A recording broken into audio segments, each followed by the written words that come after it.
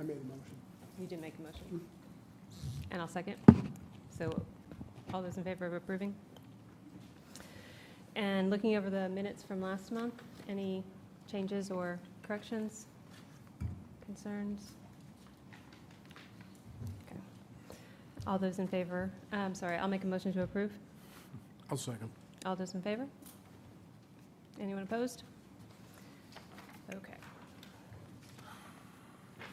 So since we changed the agenda,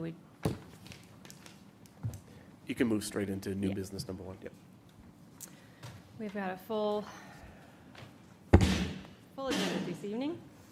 So let's see, moving directly into our rezonings. We have rezoning 26-3. Daniel Baker is our applicant. Joyce and Dan Baker owners requesting to rezone a 15.623 acre portion of a 32-acre parcel from RMX 20 and GC to AGC.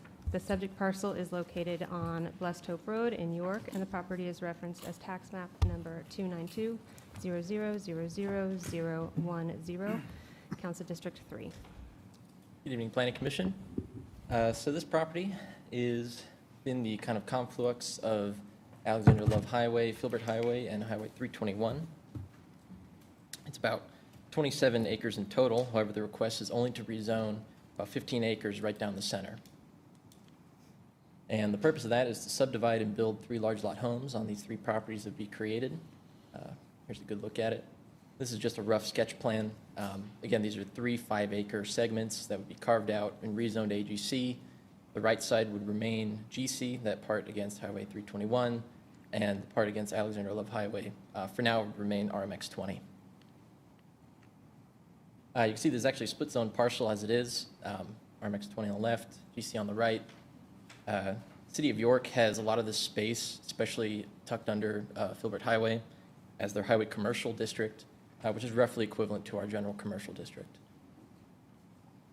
And this is a jurisdiction donut hole, so a lot of this is zoned or designated for municipal infill, and we like to defer to what City of York has plans for. Excuse the map, it's a little bit blown out, but the small highlighted area in white under that kind of teal circle where that red is our subject parcel, and according to their future land use plan, they have it as small lot residential.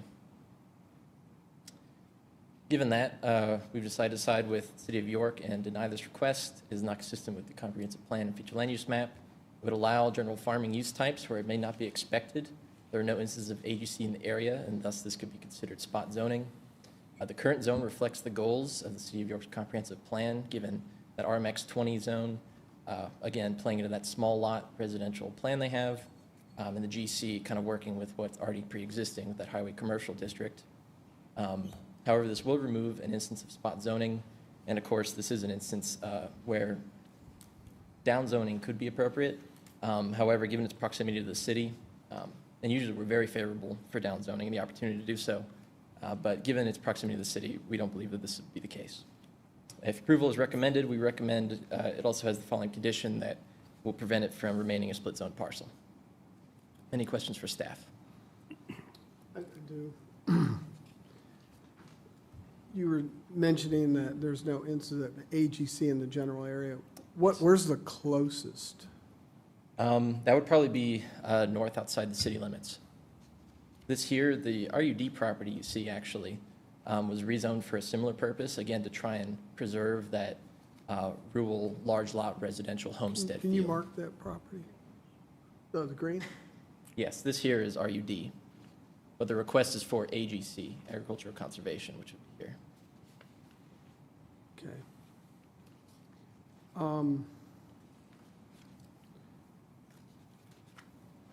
What parcels did we hear from the adjacent property owners that, you know, they would be affected by farming and or livestock in a negative way? Well, certainly part of this rezoning is, again, is in search of Right. that character. I'm not sure that typically we try and separate the commercial districts from things like agriculture. We try and separate high-density residential districts from agriculture as well. We typically like to see buffer zones between those two. Thanks. Hey, Thomas, I've got a couple here real quick. So if this was to move forward, what would the zoning be of that parcel when we're done? I was a little Yeah. confused trying to see how that all would play out.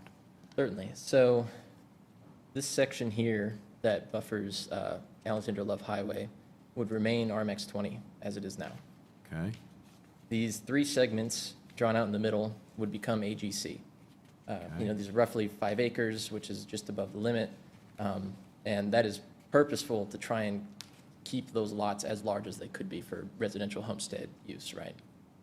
And then this far end would remain GC as it is now. Okay. So if the applicant had requested RUD instead of HEC, would that be more palatable? With the City of York's future land use designation, again, they're looking for small lot residential. Small lot residential to our equivalent would be something like it currently is, which is RMX 20. Okay. So it's, what I was trying to get at there is that I read through this, and it's not necessarily how much farm use could be on AGC versus an RUD. It's really lot size that is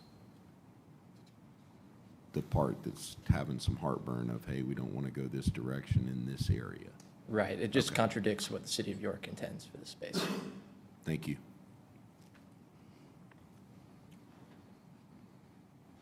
This is you. Got any questions? Any additional questions?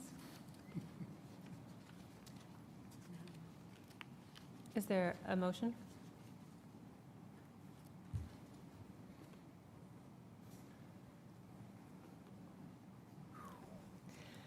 I am torn on this one, honestly.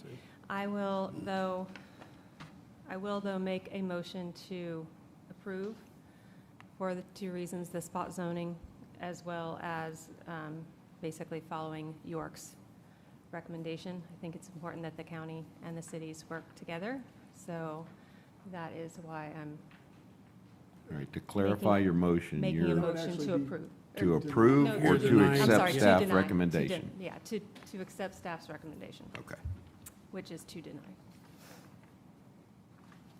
All right, and I'll second that, and I echo that I was torn on this one as well as I read through it. I think my heartburn comes from what seems to be kind of carving that out in between a high-density area and a general commercial. I think if you went through that area and made a proposal of, hey, we're going to do residential here, it's going to be RUD, it's going to be 5-acre lots all the way through, that might be a little bit easier. Or if you were doing something RMX 40 all the way through, or something to that nature, a little bit bigger lots, okay, but just how this is broken up is difficult for me to swallow as well. So that's a first and a second. Is there any additional discussion?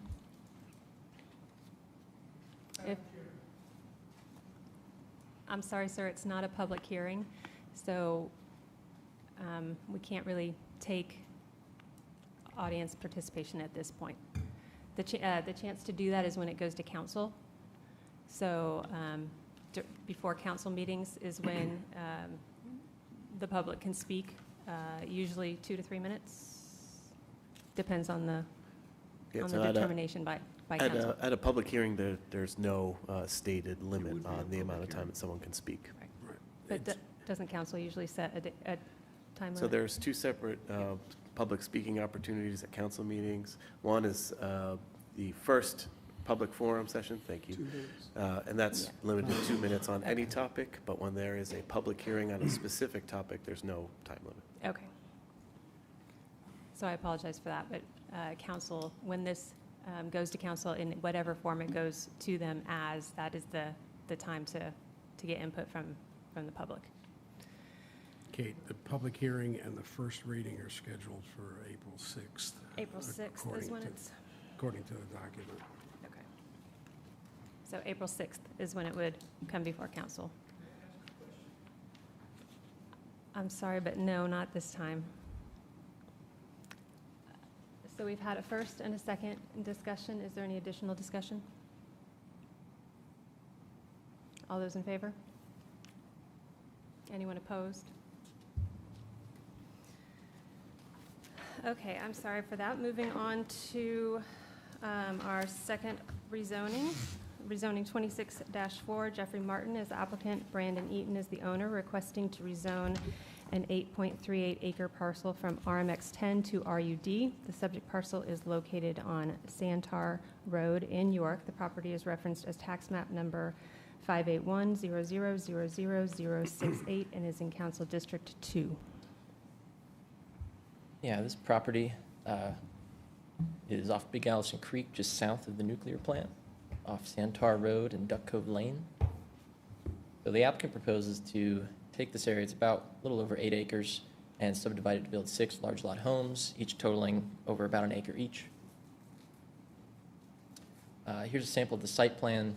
And you can see that the 6 lots here are divided out. They have access off Santar, Duck Cove Lane, and you can see they're quite commensurate with some of the pre-existing lots that already border the lake. All those lots are about anywhere from, those bordering the lake, I mean, that pre-exist, are anywhere from just below an acre to just over an acre. In our zoning district, we can see this is zoned RMX 10. It does have RUD abutting it just across Santar Road. Santar Drive, sorry. And future land use map, this whole area is generally rural residential, where we expect to see these large lot residences. So we recommend approval of this request, given it's consistent with the comp plan and future land use map. Again, it abuts that other RUD property. This request will be able to create several lots of similar scale to those surrounding, and will allow for the construction of detached single-family homes similar to the neighboring properties once again. Any questions for staff? I have a question. Earlier, I think last year, we looked at the entire area and the zoning, and I think there was an agreement that existing residents were interested in maintaining the 5 acre minimum lot size. Is this particular parcel within that No, sir. PD or not? Or- You can see those that are. Okay. Again, just across Santar, these are RUD lots, but they are over 5 acres as described. So under RMX 10, how many buildings could they put on that property? Well, RMX 10 is one of our smaller residential designations, That's so you what I go thought. down to 10,000 square foot lot. So you got So 40. within 8 acres, you're looking at quite a few potentially. You could put 30 Yeah. plus on that. A lot of houses in there.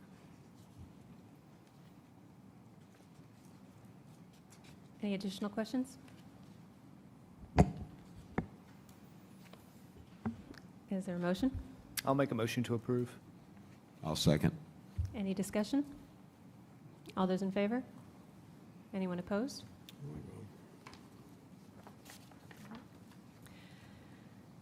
Thank you. Moving on to rezoning 26-05. Terry Sabrina Pickett Porter is the applicant owner, requesting to rezone a 1.97 acre parcel from RUD1 to RUD. The subject parcel is located on Irby Road in Rock Hill, and the property is referenced as tax map number 517-00000003, Council District 5. So this property is just under 2 acres off of Irby Road in south end of the county. Lots of very large properties out here, except Pickett Road, you can tell, has been subdivided quite a few times. So the applicant proposes to prepare for a property recombination involving the properties to the north and the northwest, and then remove a non-compliant structure and build the new home. So the non-compliant structure is not the one that was accidentally placed on these kind of 3 lot lines. We're instead speaking about this one up here. So this will be removed, and the intention is to take this property and divvy it up in such a way that this property will follow the setbacks, at least conform within the context of this property, the subject property. Then place a home here that will have access onto Irby Road, and subdivide it here so that another property could potentially, after the recombination, have access onto Pickett Road. A lot going on, I know. It's currently zoned RUD1, and the intention is to go to RUD just for that flexibility and again, allow manufactured homes. And this whole area is generally agriculture. So we recommend approval. And while the comp plan doesn't have a huge bearing on this request, I particularly like to pull up some of the objectives of the agriculture space is to preserve what we define as farmland. And certainly this space is already much too small to play a part in that. It's adjacent to other RUD properties. Again, all those along Pickett Road have already been subdivided and are being used as homesteads like this would be. The intended reconfiguration would create more compliant properties that can then fit within zoning and setback requirements, and this will remove an instance of the legacy RUD1 district. Any questions for staff? Go back to where you were showing about the movement. So, again, I know this one home encroaches.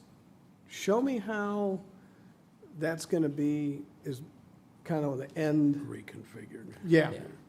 because you went through it pretty quick, so. Yeah, so the main intention of this rezoning was to put a new home on this property. However, we found that there were some noncompliances that need to be rectified. And also, RUD1 doesn't allow manufactured homes, and so RUD does. Got that. So the idea would be to bisect it, roughly about here, create an acre that would conform to RUD, or at least fit within the oh so close clause, place a manufactured home here that would have access onto Irby Road. Cut out enough space that this would become at least closer to compliance with setback requirements, and then bisect it again so that another home could potentially be here in the long future after this has been recombined with some of its adjacent properties so that it would have a route to then get to Pickett Road. Okay. I'm not understanding, is the same property owner own this as they do where the manufactured home is? The same family owns a lot of this space here. A lot of these flag lots here are owned by the same family. So Okay. this is kind of the beginning of them All right, sorting that this wasn't, out. okay, that wasn't clear. Yes. Okay, I got you. Correct. Okay, I'm good. Any additional questions? Is there- If Sorry, go ahead. if in the future they did, dissect it here, then one lot would be non-conforming, since it wouldn't be quite 1 acre? So the math does barely check out. The idea, again, we did pass the kind of oh so close clause just recently that would allow, again, if it was just under an acre but within that 10%, it would be satisfactory. Now, I'm not sure that the setbacks would work out perfectly for this home, but at least it would correct the encroachment. Okay.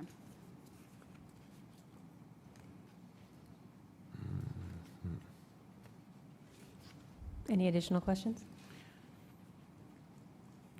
there a motion? I make a motion to approve. I'll second. We have a first and a second. Is there any discussion?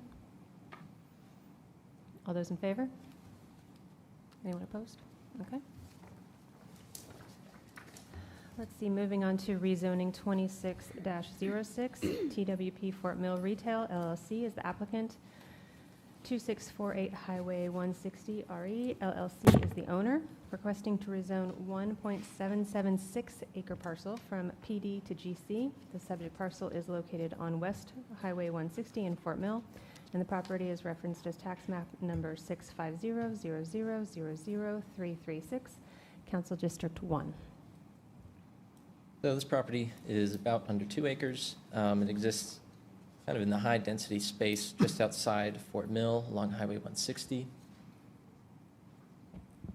And the applicant proposed to build 2 drive-through-centric business operations that would be in 2 separate buildings on this property. You can see that it only has access onto Highway 160. And so part of the plan to rectify that, they would also create an access path that goes through the southern parcel. And you can see here in their sketch plan, the 2 buildings would kind of occupy the center with the drive-through operation circling both of them.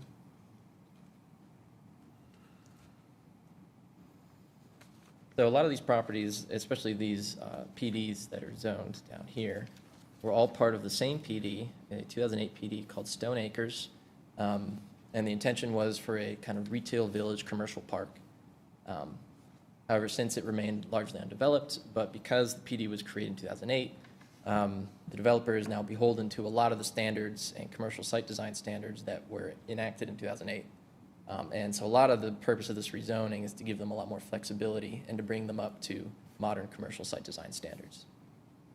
But otherwise, you can see this area is generally a lot of commercial and non-residential uses directly along the Highway 160 corridor and high-density housing behind that. For future land use, we can see this is designated for neighborhood residential. We do have a community center node just to the north at some of those major intersections. So here's another quick look at the PD. Again, it kind of encompassed some of those parcels that bordered 160, and over time, a lot of them have been divided or given other uses. We're actually specifically talking about retail parcel A here. So we recommend approval of this request. Despite it not being totally consistent with the comp plan and future land use map, again, it's designated neighborhood residential, so typically we're asking for some higher density homes. However, given that it only has access onto the highway, it doesn't really actually seem appropriate for residential development. It's adjacent to other general commercial properties, and it would allow for the development of otherwise non-functional space and further flexibility by abiding by modern commercial development standards. Any questions for staff? So can you go back to that drawing that you have, the two buildings there with the rendition? Yeah. So what's the traffic pattern like coming in and out So with this plan? yeah, certainly a TI will have to be requested, and that can be requested by council to have for first reading. Really, they're trying to alleviate a lot of their traffic pattern by also having that access way to the south, which would need to be added. But right now, their only access way designated is this one directly here for both commercial properties. So would that be right in only or right out only, or could people turn left out of there? And I unfortunately don't have that information at this time, but I can get that for you through the coming week. that'd be good. So just some additional commentary on that. At the rezoning stage, really, they're just providing a concept plan for what they intend to do with the property, and they're going to go into much more detail on the design, and they'll have to meet current standards, and they'll have to abide by their traffic impact as well. So, Yeah. the layout might look entirely different, but their intent is to have 2 fast food restaurants there. Well, yeah, and Thomas said a TIA, so that answered my question. Yep. Thanks. Just a couple real quick here. Thomas, so the section in gray you have up here, will that be required to be installed as part of rezoning and doing any development in the section in red? Or is that a future plan? Oh, you mean this southern property here? Yes, sir. Actually, we have Mr. Kirshner in the house today. He might be able to answer that better than I can. Okay. Hi, Jeff Kirshner, Commercial Zoning. I was just talking to the engineer who's here for this center project today. The concept is there's 3 different sketch plans for all the 3 sections you see there, including the one that has this, the site plan for, it's a coffee place, that's what's shown on there. The concept is for all those to have joint access across them, if they all come together whenever they come in and have shared access, even up, hopefully, to the Goodwill. When the PD was originally approved in 2008, that was a house. There's required a buffer, like a 30-foot buffer, I think it is, against the house, which doesn't exist anymore. Now it's retail. There wouldn't be a buffer, there'd be landscaping, and there'd be hopefully cross-access. There's design issues like that why we're looking to go to base code, current standards, so things can work together as opposed to going from the PD from 2008. So these are all in concept, and we're working out the details. We're just talking about today, and they're all just in sketch plan review, not even civil plan review yet. Okay. But that's the concept, to try to have one access off of 160, shared joint access, one access to the, I can't remember the name of the road, but the minor road to the south, which is very similar to the PD concept, but hopefully meeting our current code standards. Okay, thank you. So if I might summarize, the permitted land uses are not the driving force for the rezoning because they're pretty similar. You're saying that under a GC zoning, you've got a little bit more room to work within that property. That's For the what planned we're- development, this was the commercial part. Mhm. You see the PD. Yeah. And it did allow for, we were looking at, business, retail, Yeah. even drive-throughs. So that's consistent, and that's why it needs to be GC, because that allows commercial drive-throughs in the current code. But this is not the applicant's not proposing it to allow a new use. Right. It's really more about the design standards from 2008 versus. What we have now. From my standpoint, we Mhm. prefer our current design standards when we're working with projects. And that's, but we'd have to go base code for that, and that's Got it. GC. Second part of the question is who owns the gray property and how do you get is that an easement? That is it would- another property owner. Okay. And they also have a concept plan that we've reviewed, like a sketch plan. Okay, So obviously, they're gonna have to work together, especially with that shared access drive, but that's Mhm. where it does end up being. And we'll obviously have to work with the DOT and transportation impact. There's a lot of design to go. But that is actually where the PD proposed it, and I think they actually have some curb cuts there. It just never built it out. okay. So we're gonna have to look at that and make sure that that meets standards as well. So there's a lot of work to do. We're still in concept plan, but the rezoning is so we know which code we're going to enforce, the 2008 codes or the current codes. Will you have to do the same thing for that gray piece of property? I really suggest that they rezone as well, but obviously, we spoke to the applicants for this Okay. parcel, and they pretty much immediately said, okay, if we can. I'm make just the thinking GC ahead work, for then our let's do next, that, yeah, you know. right, it would We make could probably sense. make the one work in the PD, it's Mhm. just, we're gonna have to force old codes, but we'll have to sync them all up. 'Cause I we hear have you. Shared access. so I'm just we're gonna thinking have about to- timing, that's all. Yeah, yeah. Be more convenient if both of them were done simultaneously, obviously, but as long as you can get it done. That was my question. Thank you. Okay. yeah, that's what I thought. Any additional questions? I'll make a motion to approve. I especially appreciate the secondary entrance off of 160, so if Mhm. we can hopefully keep that in the You and I plan, know. that would be lovely. Yeah. Um, I'll second. Is there any additional discussion? Nope. Excited to see a Dutch Brothers. So all of those in favor?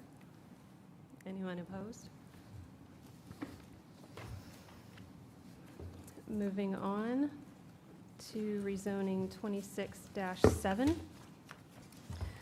Stephen McCray Jr. is our applicant. The Eubanks Family Limited Partnership is the owner, requesting to rezone a 50.803 acre parcel from LI to GC. The subject parcel is located on Gold Hill Road and Highway 28 bypass in Fort Mill, and the property is referenced as tax map number 71900000100, Council District 7. Yeah, the applicant is proposing to go from LI to GC, and this is quite a large GC property.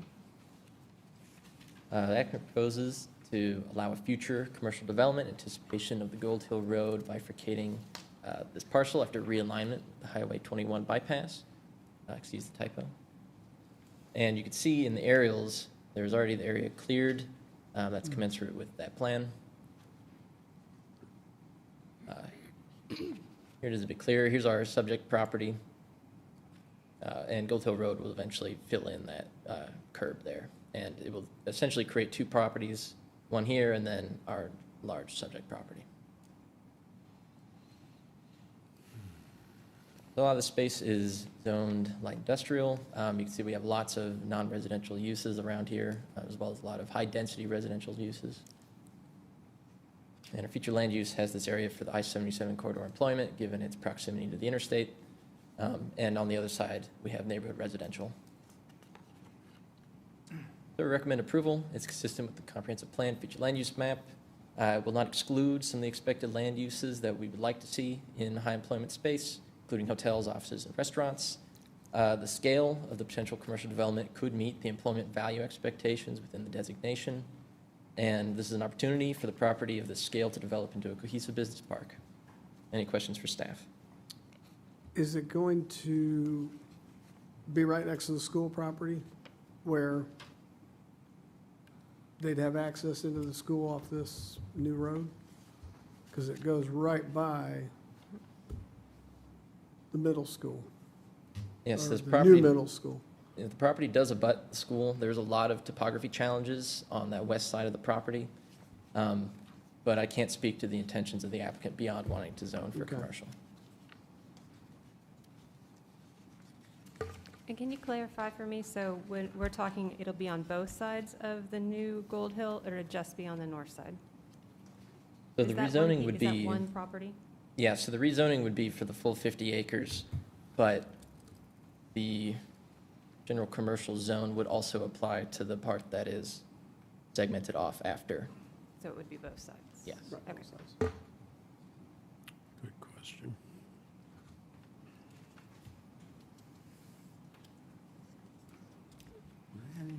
Any questions?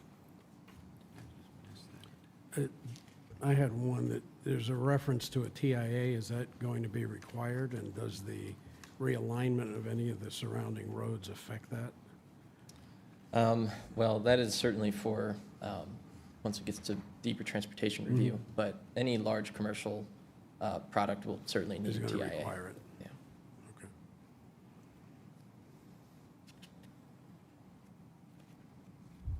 Any additional questions? Is there a motion? I make a motion to approve? I'll second. Any discussion? Yes. I like this idea, you know, just to let everybody know, that's a diagonal intersection right there. Old people like me, sometimes, you know, neck, you know, at diagonal intersections. I think this is an excellent opportunity to allow flow through that better, and it'll be a, you know, a actual intersection that'll be formed. And I like the flexibility, so just wanted to mention that. Yes, happy with our pennies projects. So if there's no further discussion, all those in favor? Anyone opposed? Moving on to our next rezoning of the evening, 26-08. Our applicant is Ron Perry, Dorothy Perry, Norval Pettis, Brendan Shannon, Glenda Fox, Carlton Pettis, Dorothea R. Pettis. Life Estate is the owners, requesting to rezone 8 parcels that total 14.06 acres to amend the required conditions of the rezoning adopted by County Council on June 16th of 2025. The subject parcels are located on Highway 160 in Fort Mill, and the properties are referenced as tax map numbers 648 00 00 009 010 022 026 030 038 and 041, Council District 1. Yes, so this is less of a rezoning, but more of a procedure to amend conditions of a previous rezoning. About 14 acres, all 8 parcels along Highway 160. Might look familiar. This was rezoned, like you said, in June last year. So we're trying to amend these conditions from the previous rezoning of case 2509, which particularly limits the use of the property for townhomes exclusively, and the applicant is seeking to also allow a multifamily condominium concept. So the current deed restriction reads, again, limited to an age-restricted townhome community, and those accessory uses typical of the development of residential neighborhood. And the request would be to change that and amend it to instead say age-restricted, single-family attached homes or multifamily units, or any derivation of. That would, again, allow not just townhomes, but also multifamily. Their site plan won't significantly change, at least, again, instead of these being townhomes, they would instead be multifamily units with tenants rather than specific owners.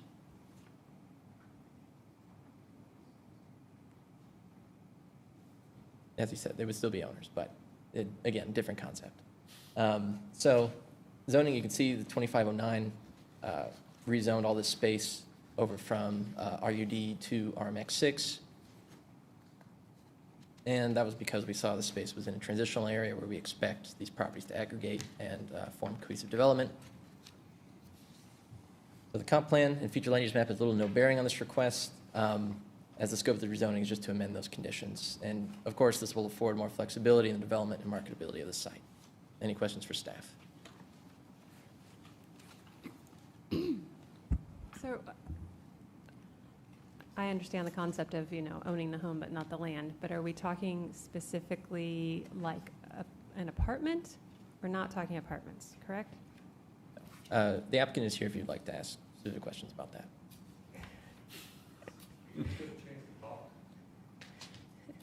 If we have a question, we can ask, yes. Hi. Just quickly. Yes, very Are quickly. we talking apartments or are we talking condos? We're talking ownership. The only difference here and the reason for the need for the condition change is simply a number of technical issues with the code. These would still be owned, the units would be. The only difference would be the land underneath would be owned by the HOA, is the only difference. There are some very technical parts of the code that are different between multifamily and townhome, and this allows us to preserve what we promised you all from a perspective of that exact same site plan, and nothing's going to change. They're So still the going. site plan itself is still, Site plan itself stays the same. It's going to be single family, not single family attached, but the reason for the change from townhomes to multifamily is because of the definitions in the code. So that merely just allows us to build this exact product that we like, making sure that we comply with the code. okay, thank you. You're welcome, ma'am.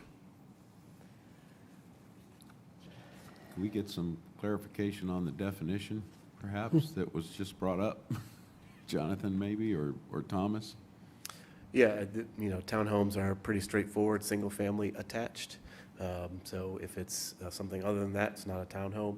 And the restriction that was placed on the property by the recorded deed restriction says specifically townhome. Okay.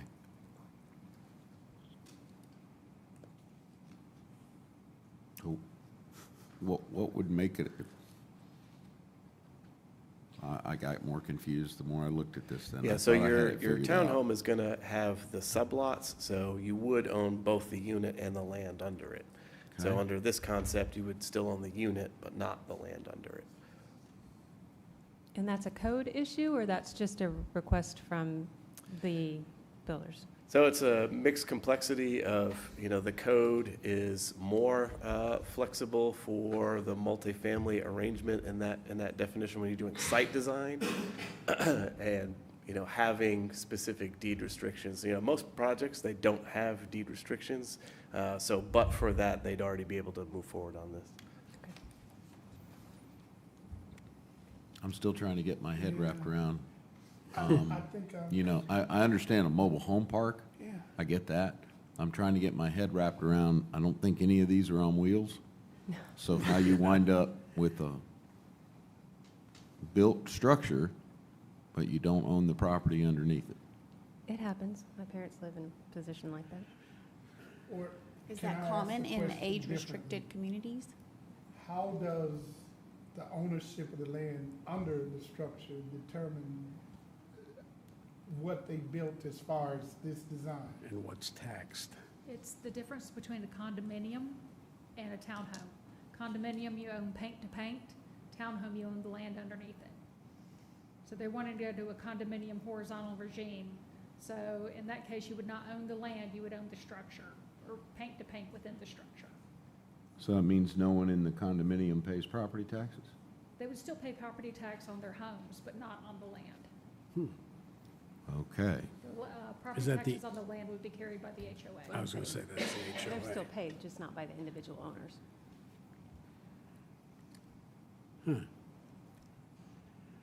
You learn something new every day. Yeah. Okay.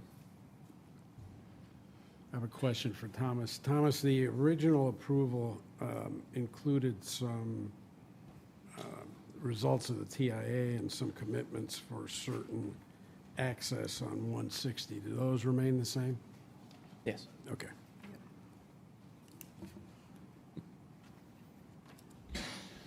Any additional questions? Is there a motion? I'll make a motion to approve. I'll second. Any discussion? All those in favor? Anyone opposed? Thank you. Okay, moving on to 2609. Mariah Corkill is the applicant.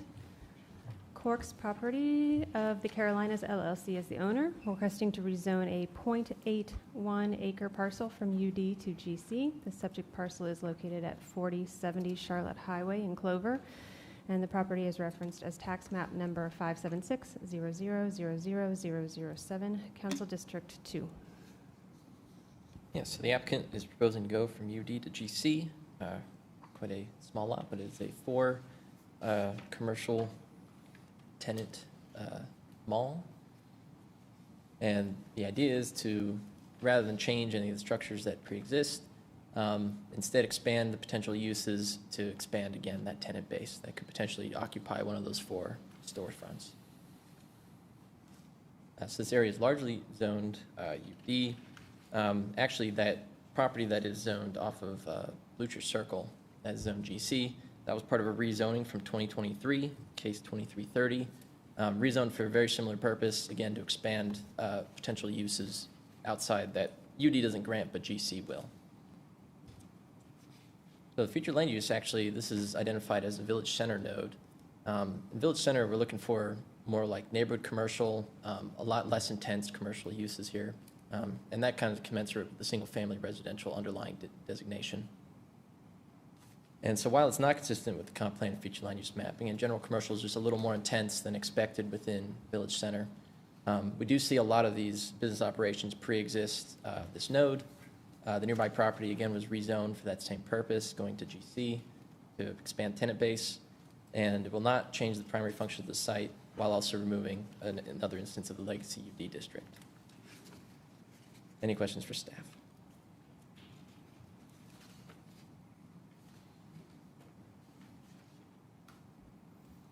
If there are no questions, is there a motion?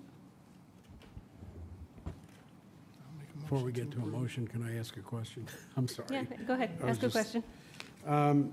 This particular parcel has been UD for the last 40 years, and it's been used primarily for retail services.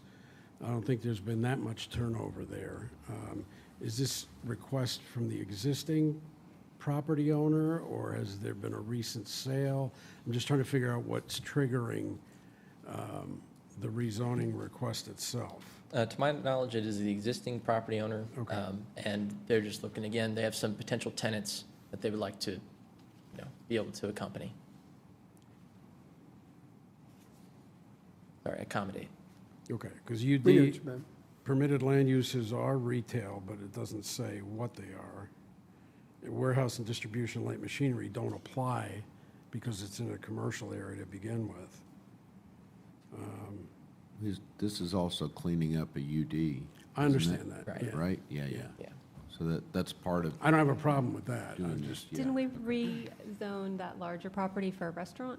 Wasn't that, I think, the reason that that larger one was rezoned a few years ago? was it a restaurant or was it the daycare center? I can't remember which. Okay, I'm fine. I don't That know. was my only question. It's been a Yeah. few years. Generally, GC accommodates most every commercial use you want. Mhm. UD is much more limiting. So. Any additional questions? Nope, that was it. Thank you. Is there a motion? I'll make a motion to approve. I'll second. We have a first and a second. Any discussion?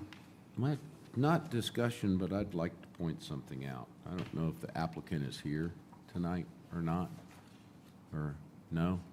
Whoever filled out this paperwork, their penmanship is outstanding. I am unable to use a writing instrument and be that clear anymore. I do so much stuff Only with mine. computers and typing things in, so I just want to compliment this applicant on how easy it was to read through what they asked from us. It is Well, always it's a nice. lady, too. It is They- always nice to be able He to read. probably Yeah. got born after 22. Be that as it may. Okay, so we have a first and a second. No further discussion. All those in favor? Anyone opposed? Okay. What after 2000? We're moving on to the Planning Commission is to review and provide a recommendation to amend Chapter 155 of the zoning code, Subchapter C, use regulations to require a special exemption for data centers used in the light industrial and industrial development districts, and to apply certain conditions related to setbacks, buffer yards, equipment screening, building facades, sound and vibration mitigations, and cooling systems. All right. Good evening, Planning Commission. Jonathan Buono, Planning and Development Services Director. So feel free to stop me at any point that you have questions, because this is a text amendment, so it gets a little nuanced and there's a lot more pages to it than your typical amendment might have. So what I'll do is I'll go through section by section, because it might not be immediately apparent what each of the changes is trying to accomplish. So like I said, feel free to stop me along the way. So this first section where it says to delete in its entirety this reference in 155.058C, that's to delete the reference to the height change in that specific section, because we're going to move that into the standards for the data center. So now that we're creating development standards, it makes more sense to put that use-specific height limitation with the standards rather than have it in the height chart. Second change is to move the category of use type that it is listed under the use table from the business section to the industrial section.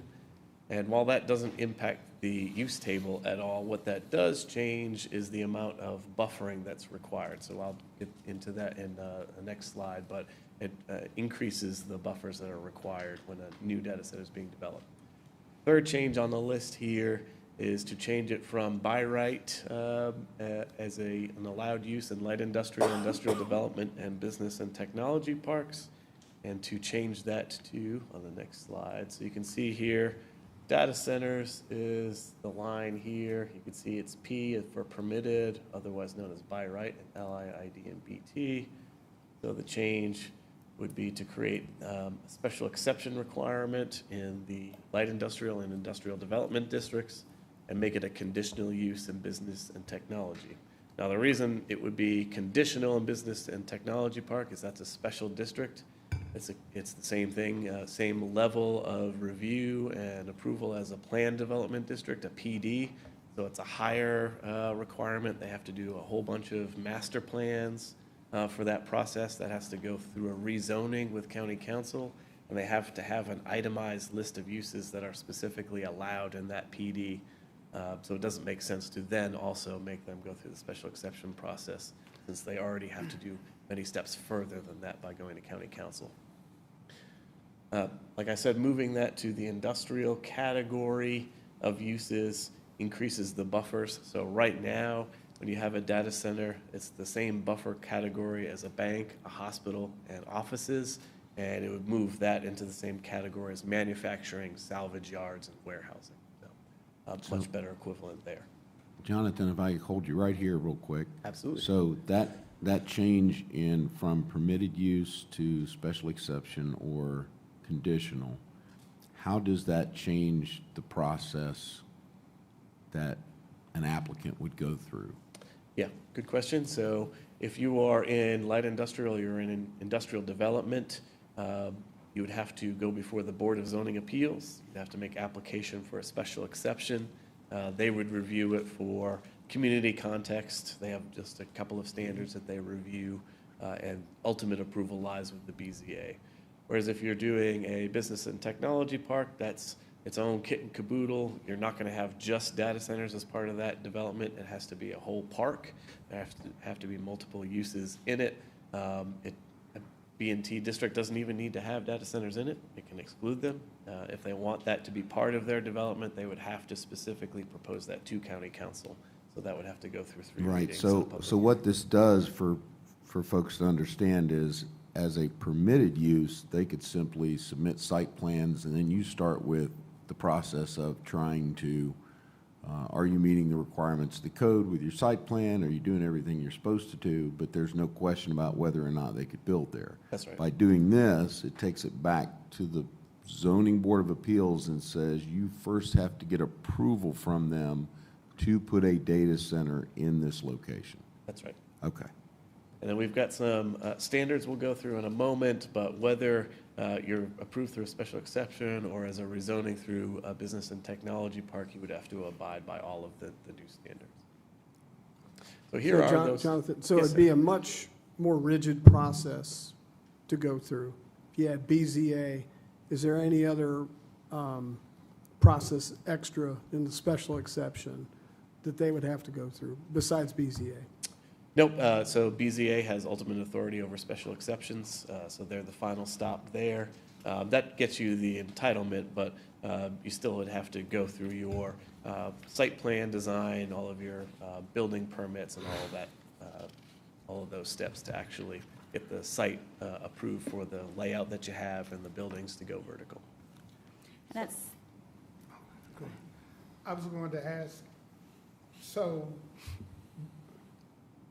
if the special exception is now the requirement, and they have to go through ZBA, Zoning Board of Appeals, there they can deny it, saying it doesn't fit within That's right. and I wanted to make that clear because, of course, there are people here behind you who are highly concerned.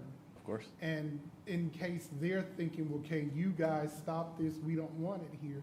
But by us requiring that additional requirement, they will understand, just for their benefit, by putting that there, it has to go through the Zoning Board of Appeals. They can go there as part of a public hearing, et cetera, and then it could, good chances, be denied, et cetera, or approved. Right. But their concerns would be heard there, and it could be stopped at that Yeah, point so- in the process. Yeah, anything related to any of the changes in this text amendment are prospective, so they would apply to any new plan for development for a data center that would be proposed to come to York County. So yeah, they would have to go through that process at the BZA, go through a public hearing. The BZA would have to make findings based on the individual case that's presented to them. But it's not retroactive to, No. Right. And again, to clarify, once you're past that, you still have 3 readings at county council that would have to go through. Not to for do special that. Not BZA. exception. If Not it's for the conditional, special it does. exception. Yep. So it would be right there, and that's it. That's right. Okay.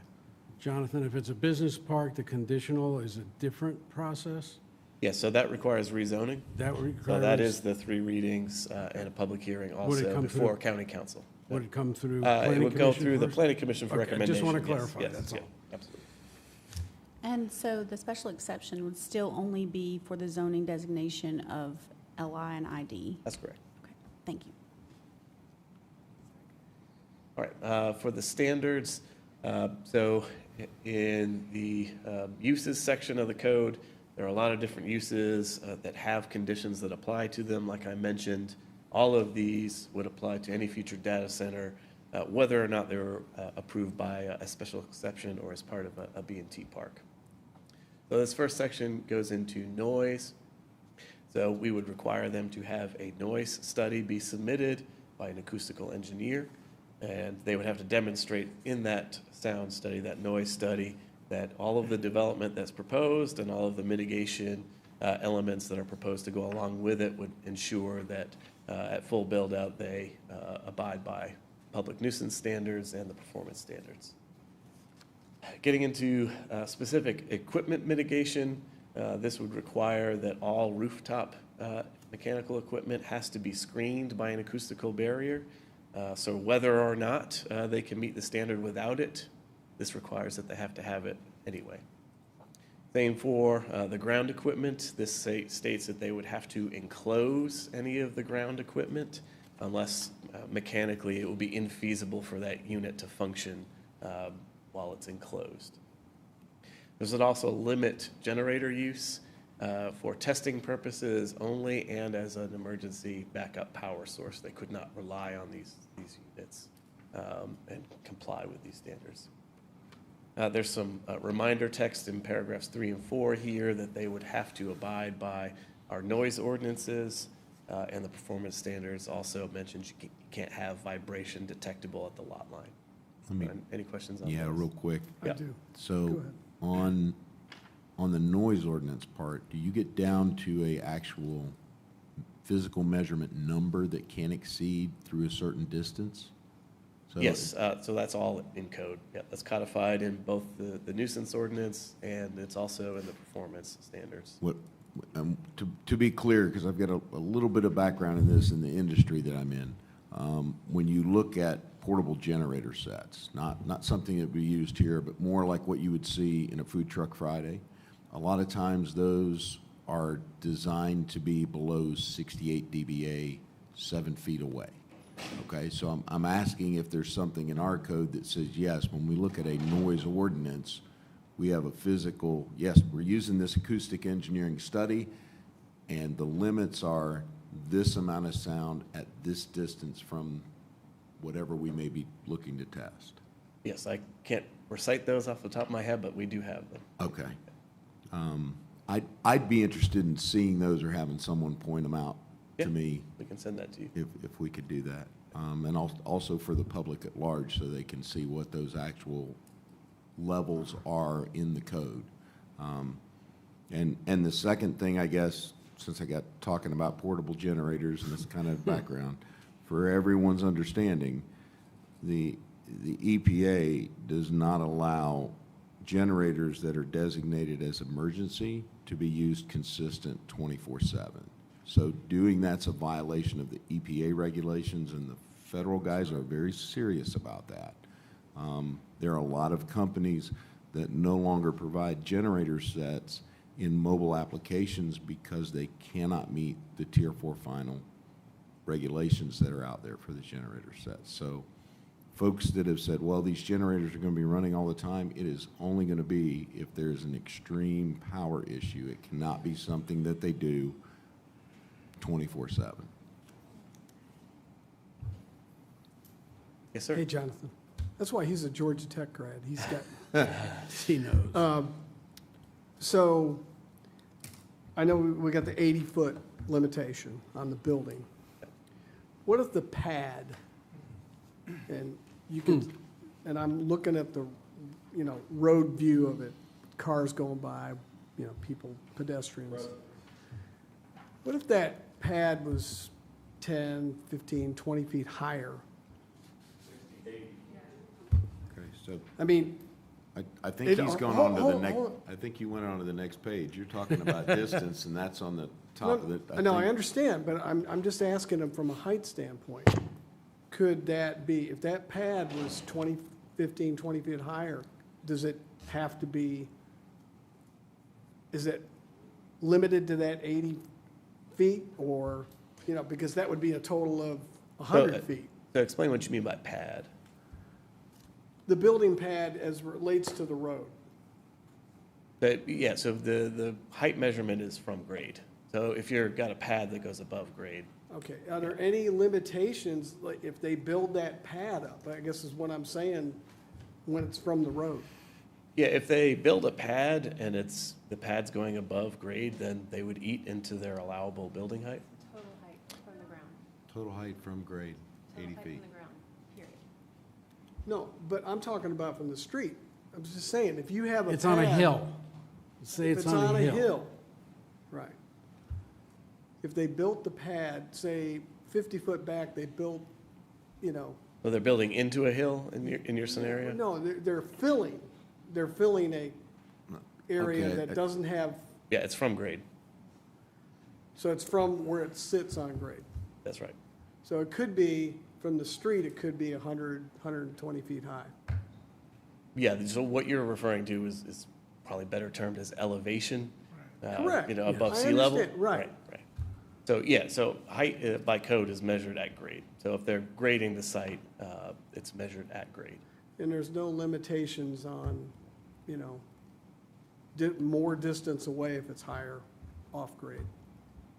If the elevation is, No, so, the elevation above sea level doesn't come into the equation for building height. It's all measured from grade.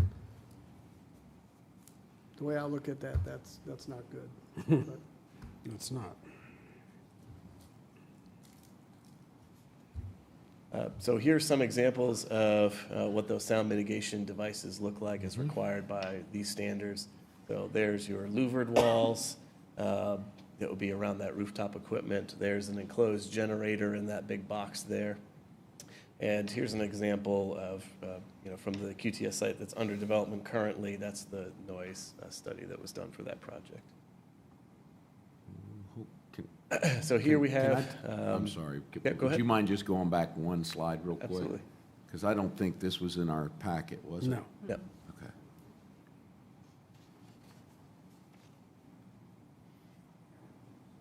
Okay. Okay. And any idea what the distances are in any of that?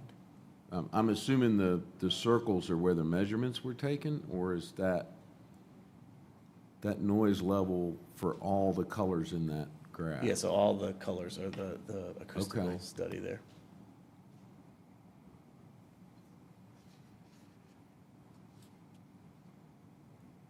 Wow.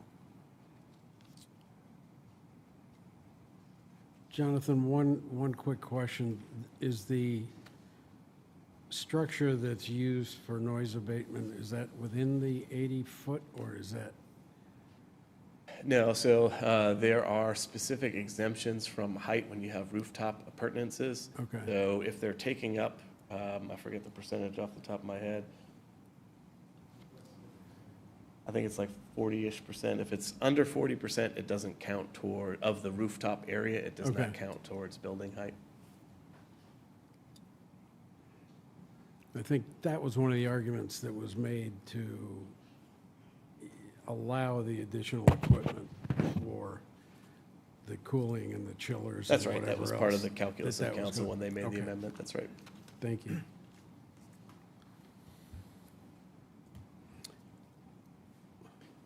As we just alluded to, here's that maximum height that was amended in last year's text amendment. Getting into the building design standards, so these are meant to make sure they're not just big white blocks, boxes, so to speak. So this will require building entrances that need to be distinct from the other facades on the building, so you know where the front of the building is. There's some modulation that's required in this standard, whether it's vertical or horizontal, every 150 linear feet. That's just to break up the bulk of the building, so it's not one big plane going across. There's a little bit of visual interest to it. And then we heard some concern about the reflection of some of these buildings because, they produce a lot of heat internal to the building with the cooling systems and all the servers that are running inside. So they often paint them in light colors because then the building is absorbing less of the heat from the outside, but that has the negative consequence of producing more glare. So they're reflecting light onto the neighboring properties instead. So this standard would have a maximum light reflectance value of 70% for any of the materials or colors that they're painting on the exterior of the buildings. There's some reminder text in paragraph D that they would be required, like all other developments, to abide by the outdoor lighting standards that are already in code. E is to have, a lot of these, seeing the model is these hyperscale data centers, so they are more and more often coming with their own electrical substations, if not multiple substations. So this standard required those to be screened from public rights-of-way. A lot of these. Screen when they're thousands, I mean, they're just super high in the air, 8 feet is nothing. So Jonathan, I have a quick compared question. to the size of With the tower. those electrical substations, are they required to have the same noise ordinances Yep. as the building itself? That's right. So there's nothing different there? Yep. So the security fencing, a lot of these are meant to be secure facilities, a lot of secure private data. So they like to have security fencing. So the ask here for this standard is they not be chain link, so they don't look terrible for the neighbors, and they don't have barbed wire and not exceed 10 feet in height. Paragraph G is the low water cooling systems. So to make sure that there's not an impact to the local watershed or the local demand for publicly available water, that they use a low cooling water system. Not possible, look at that, Any questions on those? Yes, I ma'am. have a question about the water, because that's one of my concerns with this. Sure. So this is going to require closed loop, so that means once the water's in, it stays in. That's, What do they do? Does that water run out of life? Does it absorb whatever it is that it's chilling? What do we know about that, and what do they do with it? yeah, so that's why the technology is emerging, so that's why the language has in there a closed loop system or similar that has low impact on water, because I'm sure there's going to be new technologies that emerge that maybe they don't need any water at all, who's to say? But the goal here is to have minimal water from the local watershed or the local public water system. To answer your question, as I understand it, I'm not an engineer, in a closed loop system, they put the initial water into the system, they run it through the loop, and they cool it, and they continually run the same water through the system. You have a chiller. So the way your refrigerator works at home, the way your air conditioner works at home, that's a closed-loop system, and it's using a Freon gas, but it's a But they're- similar concept. they're using And water. they're talking about being able to do this So- with water in a closed-loop system. The question I have is when you mentioned that there would be low impact, meaning there would be some impact, but who determines Good what that question. impact is, and how are you monitoring what the impact is to the water? Because Yeah. if you give them access, Sure. are they gonna self-regulate a police, or how are we gonna determine? Yeah, well, they would have, if they're going to use public water, they would have to, make sure that they get willingness and capability to provide that public water from your public agencies, and that's the city of Rock Hill. It's York County as a service provider, pass-through service provider there. When it comes to what they can use from the minimal water resources, the evaluation of that standard is going to be left up to the review body. So it's going to be the BZA in the case of a special exception. It's going to be a county council in the case of rezoning. Well, if I could, just want to tease that out a little bit further. So utility-wise, water, electricity, right? We've had other things come before us over the last several years that we didn't really see the commitment from whomever was providing the utility that they could meet what was needed, and we wound up denying that particular project to go forward. So is there anything in the wording that's going to be in this that will state those are required, that you must have those commitments from the utilities before the special exemptions are granted, or anything in the code that will say you must have those before you can move forward? That's an interesting question. It's a good one. It depends on the utility, That's I right. think. Because once you start getting into electricity, that's not something that the county controls. So it might be outside of our police power. We'd have to evaluate that if we're going to include it as part of a zoning standard. Okay. But, they would be required to have willingness and capability to even develop the site in the first place from a water and wastewater perspective. So we have that already. I'm with you. What I'm kind of thinking about here, Jonathan, is going back to the Kettle Song stuff on 901, right? And there were a lot of things that weren't, there was a lot of back and forth between the county and the developer about what was happening, but one thing that never came was the commitment of the water and sewer, and that was one of the things the county repeatedly said, until you have that, we can't tell you it's okay to go. Right. And the county was not the provider, right? Yep. So in that case, to me, it seems you all have that power to say, you need to demonstrate you've got a commitment from the electric utility and a commitment from whomever's supplying your cooling water, that all of this is going to be feasible within what you've asked to do. Yeah. And codify that to give yourself something to. The one bit be of able to hang on nuance to. there, since you mentioned Kettle Song, is that was a by right development. So, they were at the staff review stage of the site. So Okay. because they did not have the capability. You know, I think there was willingness on some of the providers' part at the That's time, right. right? But they didn't have the capability. There was no way to deliver services to the site. So, you know, the site review process caught that. So does that mean that same thing would happen in a site review process for the That's right. state? So even if county Yeah, council or the 'cause- BZA approve these things, if they get to the development stage and there's not willingness and capability to serve it, they could not move forward. And how is that codified, that you have to have that? I mean, I understand what happened Yep. in the past, right? Your explanation was spot on, I get it. Yep. Where do I go to the code to see that that's required? when Yep, you that's do in the land such a development thing? code. Okay, land development code. Mike, and to dovetail on your comment, I think part of the capability would be to define exactly the quantities of the particular utility that they're talking about. How many gallons of water are we talking, and how many megawatts of Well, electricity? that could vary depending on what is installed. Exactly. correct. That's what I'm saying, that It could, Especially from electrical. It varies depending on the size of what the center's gonna be. So I don't know that we could get down to a number so much that we have, what I think Jonathan say was, when you get to that point of going forward with the development, you have to demonstrate that what is required for that site can be delivered by the utility supplying that site. understand.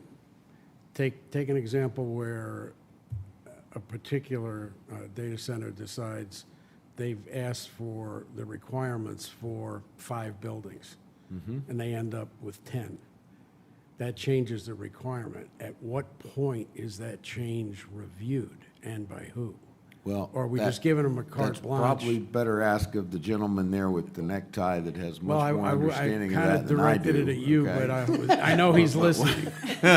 I was listening. Yeah, so if someone has a plan for development, and in your example, they were approved for 5 data center buildings, they got an approval letter from Rock Hill and from York County that says, we have X capacity for public wastewater and public water.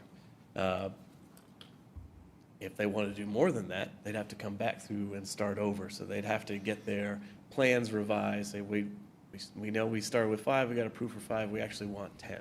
So now they need a new letter. If there's not the capacity, they're not going to Then get they're that not gonna letter, get so it. they might be Okay. stuck with what they were originally approved for. Okay? So here are some of those examples, just to show you some basic horizontal modulation. So that's bump outs, recesses, things like that. And vertical modulation is to change the height of the building as you're moving along. Some examples of the fully shielded fixtures that are required by code. So those have to be full cutoff, downward facing lighting. And there's an example of that light reflectance value.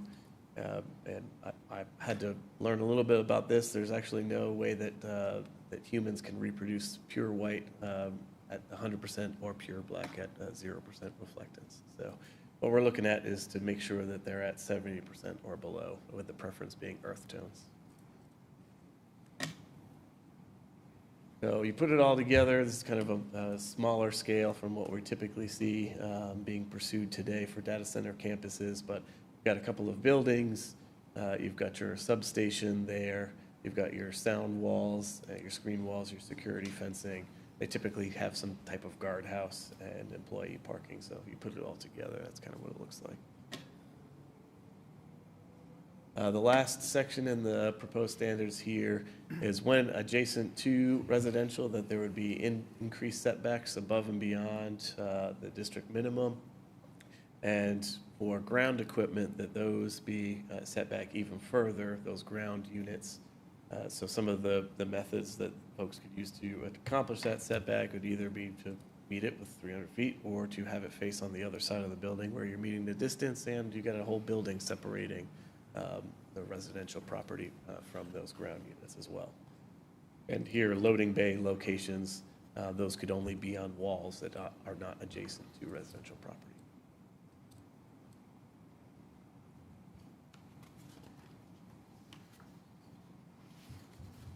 know this may sound like a silly question, but on the setbacks, if you're requiring 200 feet from a shared property line and your 80-foot requirement gives you another 40-foot setback, are we talking 160 or are we talking 240 from? 240. 240, okay. Not a silly question.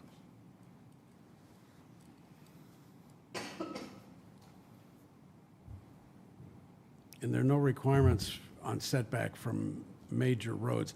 I actually realized late, after we approved it, that the additional 2-foot height requirement was only along 3 sides of the building. Are we assuming that their parking would allow, is there a minimum setback from a major highway or roadway, I guess? Yeah, so there is a front road setback. Okay. But what you're referring to is the additional setback Yes. if they go above the district height limit. go So above no, that would 60, only right. apply to the sides and the rear. Right. Okay. So I've just been thinking about what Tom was saying. Are there any requirements in terms of elevation versus, you know, street level, which could be different? Are there any max differences? No. No. Is there a way When we get to, into discussion, I want to mention that, yeah. Right. Right. is there a way to incorporate that or make that suggestion? Specific to data centers so when you're developing a Really, site. I would say anything that's going to Anything. go above that 60 feet Yeah. personally. That's correct. Yes. So when you're developing a site and grading is involved, you want the site to function. So Sure. they're not going to bring in a whole bunch of fill to raise the elevation of the property. Going on today. So there's going to be grading on a site, right? Of And course. they need it to be level so that the buildings can be level. So you've got parking, so you got site navigation. I've not seen developments That build it up. that just build the whole thing Right. up on soil, right? So they're going to cut in some places, they're going to fill in some places, so it's as level as possible for their development. I've not seen a standard in zoning that applies, sea level elevation or difference between street and a particular part of a site. That's going to be my recommendation when we go to discussion. Okay, That they just consider wondering, thank you. that. Yeah. So do you have? That's addition- it. That's it? Okay. Do we have questions?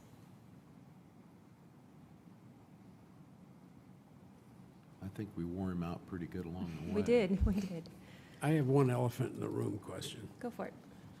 An existing approved site that is going to increase sometime in the future, is that subject to the regulation or are they grandfathered?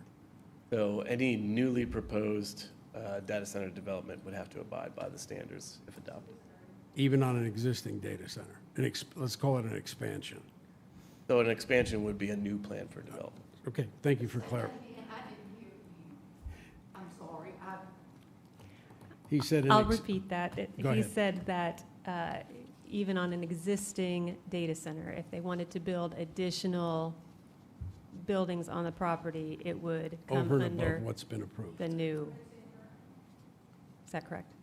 So there would have to be a new plan for development, right? So anything that's already been approved, that has a site plan approved, they would not have to abide by these standards. It would have to be a new plan for development. So adding to something An expansion. would have to be a An new expansion, plan. yes. That's right. Okay, so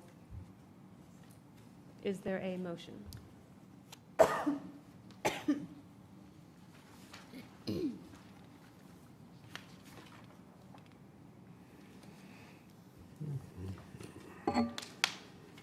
Make sure I got the right thing. I will make a motion to approve. I feel like this more brings into line under, it's stricter. It spells out some things that haven't been spelled out in the past, and I think that that's good. It's a step in the right direction. I don't mean to I would like to disrespect see this county, more but I'm gonna specific speak and language, say that this is particular not for water enough to usage protect our and also citizens. electrical No disrespect. usage. but please look into this So more would you on like behalf to of your citizens. make a I second appreciate it. an amendment to that, or would you like to go ahead and make to second that and then we can vote it, or how would you like to handle that? I don't know if it's even possible with the information that we have now on data centers to have more specific language. In particular, for me, and my biggest concerns and what I've seen is the electrical usage and also the water usage. And to be able to spell that out in more specific terms, and I'm not even sure what that would look like, to be honest, because I don't know enough about it to put that in place. Would that be possible? It depends on what the specific standard would state, certainly, because, the zoning power is broad. It's a pretty broad police power that the county has, but it does have limits. So in terms of dictating what a business can and can't do, the things they have to have or can't have, it has to fall within that zoning police power. So if you have suggestions in mind, we could certainly evaluate them, but we need to be very specific. Like, in my mind, like, for instance, if the water usage reached, to where it was affecting the community to a certain extent, I don't even know how to word that, but like, Well, how could you limit that? How could you put that into an amendment? Or even unless it's electrical drought, usage?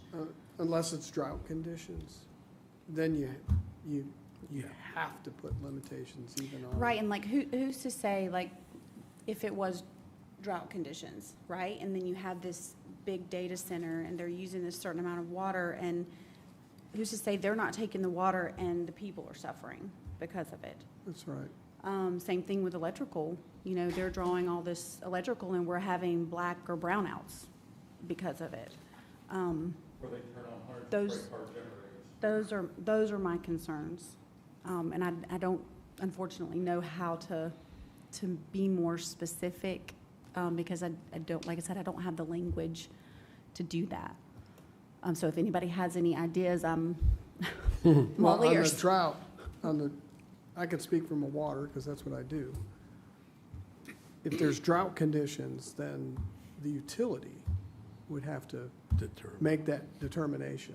Like, okay, if we're at a drought, we're gonna have to, it's just like metered water, you have to use 20% of what you normally do. They'll set those limits. Well, would the And they'll limits have be- a squad out Well, there and making sure that goes through. But No- again, no what- watering yards or anything like what that. is being proposed here says that data centers shall employ closed-loop systems. So that's not going to be a regular demand on the water supply. Freedom of Information Act, look at Okay. Fayetteville, Georgia. So that, the way that that's worded to me, that's not something that gets replied. And folks, let me just stop right here for a minute. I appreciate the concerns of the community. I live in this community. Unfortunately, we are not able to debate in this forum. We're not able to take questions and reply. I appreciate your care and concern, but that really has to go to county council. That has to be something where you're speaking in front of council. Understood, but you can, there's absolutely nothing that we can do with you all this evening, okay? Never allowed them there. So the way I read this, it's a closed system. So it's a one-time fill and then a little bit of maintenance. So that's the part I have a hard time understanding You'll how have it would be. evaporation. Right, but I don't think you're gonna have a significant effect, okay?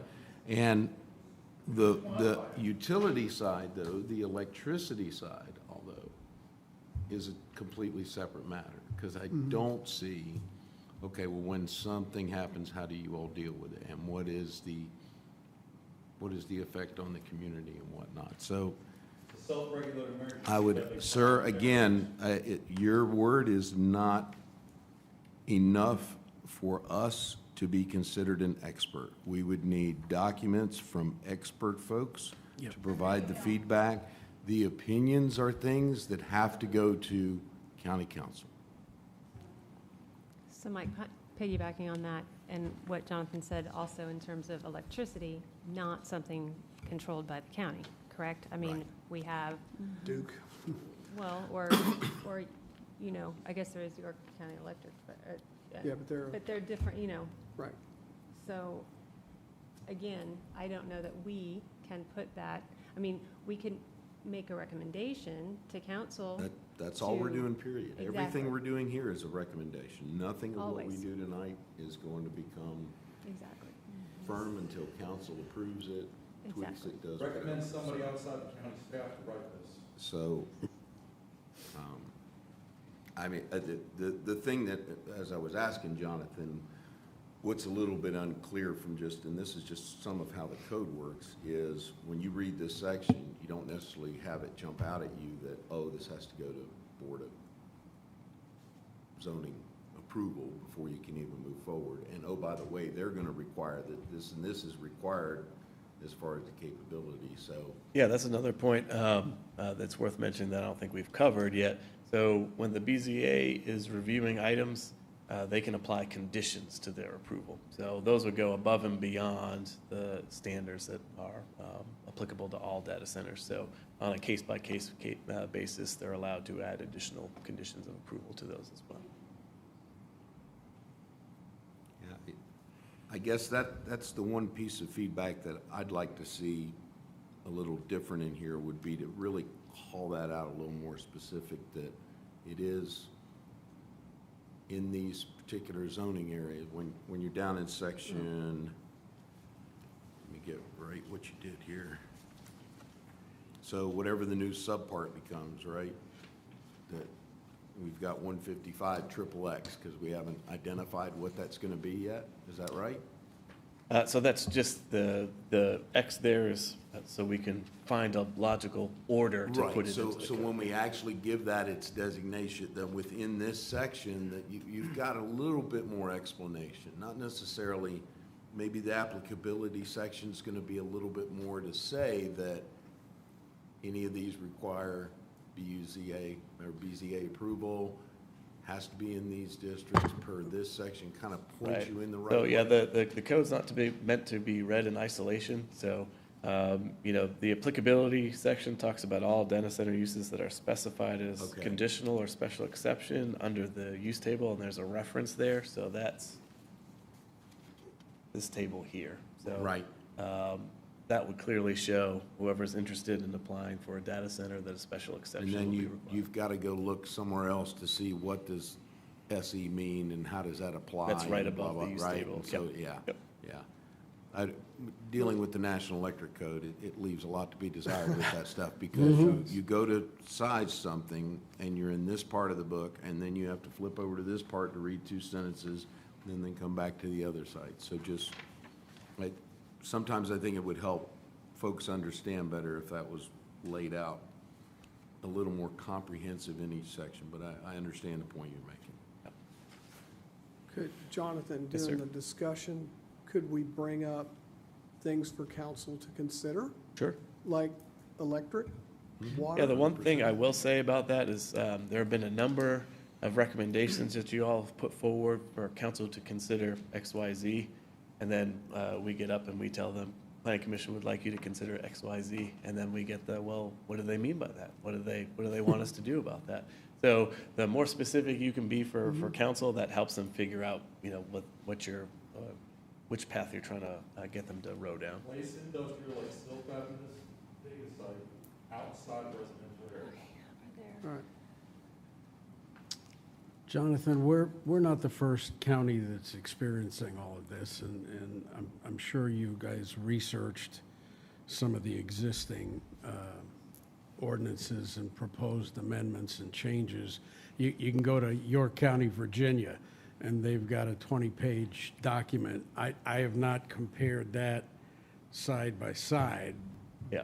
but maybe something that we recommend to council also is to look at a specific number of examples and even maybe before it gets to council, we can say, here's where the points are aligned, and here's some additional considerations that we should incorporate into this Yeah. before council signs off. Absolutely, and I will say that, when it comes to zoning standards, there's almost nothing new under the sun.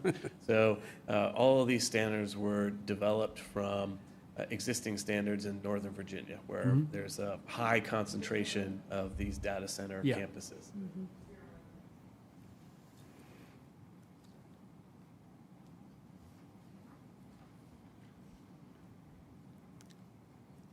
Okay, so there is a motion.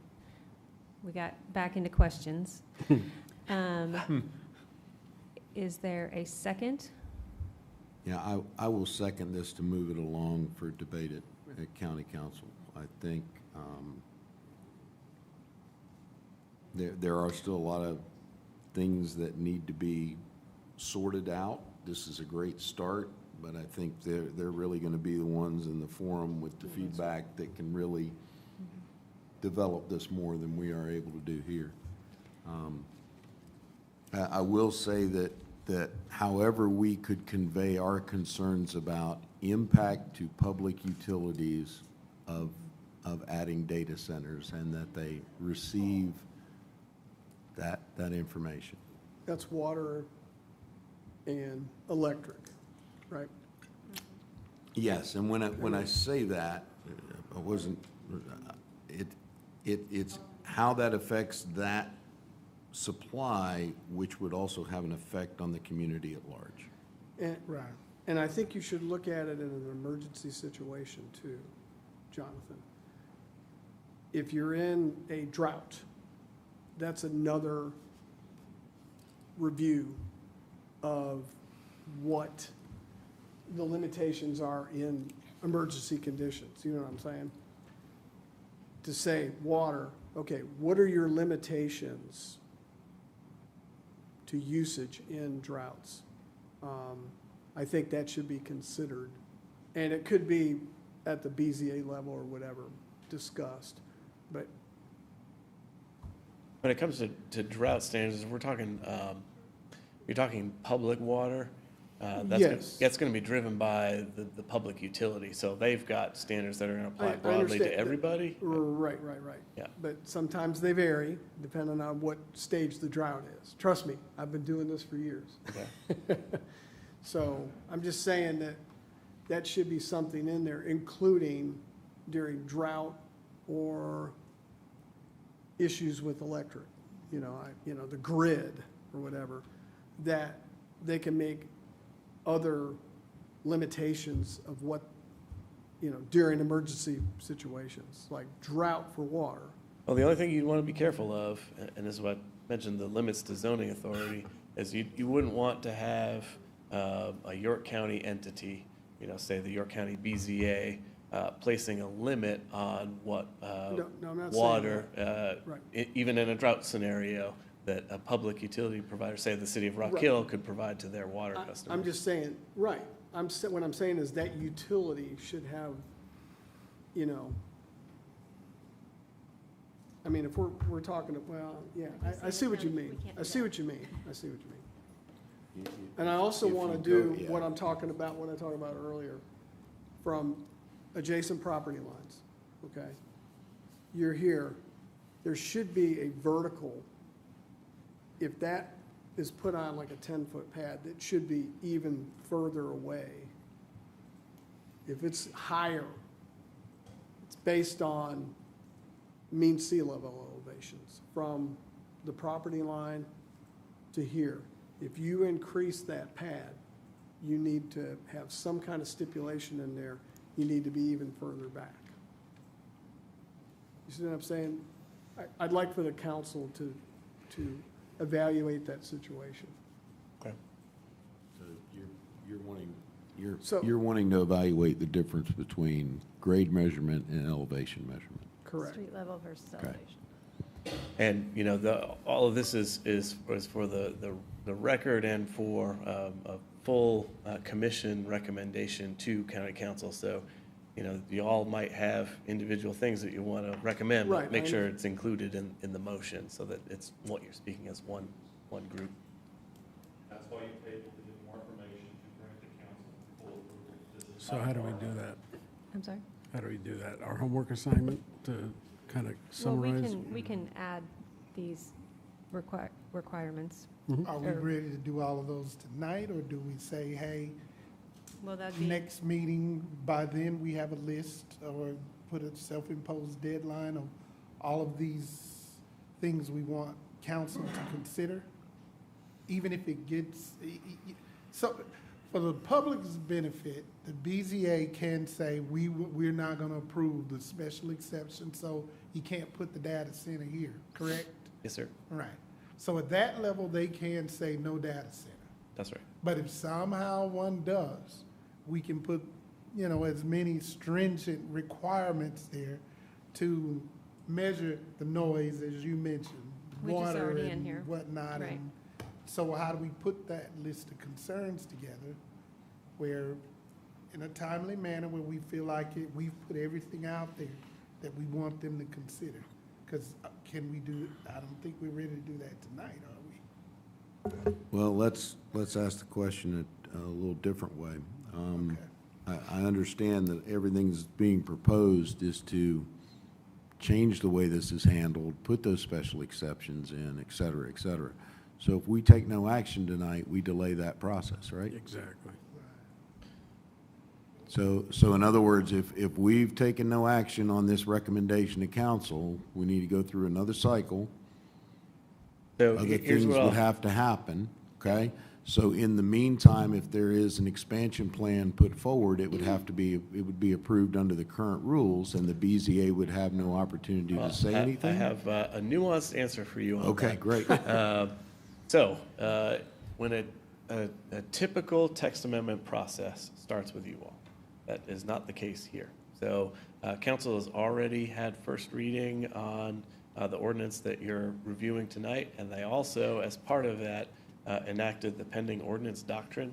And so what that means is if there's a plan for a development that comes in, it can't be in breach of anything that's being considered.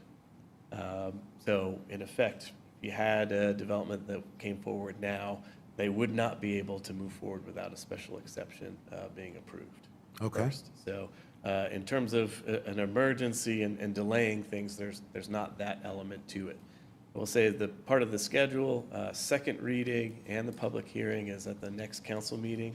And then they would not be able to, by statute, have third reading and approve a text amendment until you all have made a recommendation to them. So if you need to delay a recommendation on a text amendment, you certainly can.